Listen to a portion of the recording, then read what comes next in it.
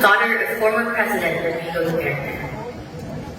My family and I would like to express our heartfelt gratitude for the unwavering support and solidarity you have shown during this dark time. You have never failed to remind us, time and again, of the pride we carry as Damamayans. I kindly ask for your continuous prayers for my father, our Tatay's health, since he is not being administered his medication as of the moment. As all of you have seen, he was forcibly taken and sent to the Hague to face trial before the ICC.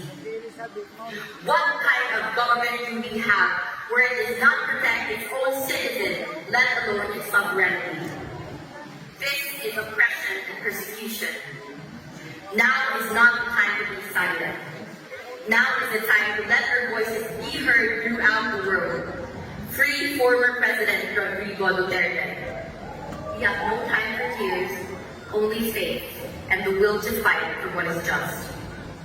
I ask everyone to remain strong, alert, and vigilant amidst this time. Let us not stop until my father, our Tatay Digong, is safely home. Daghang salamat, mabuhay ang Pilipinas.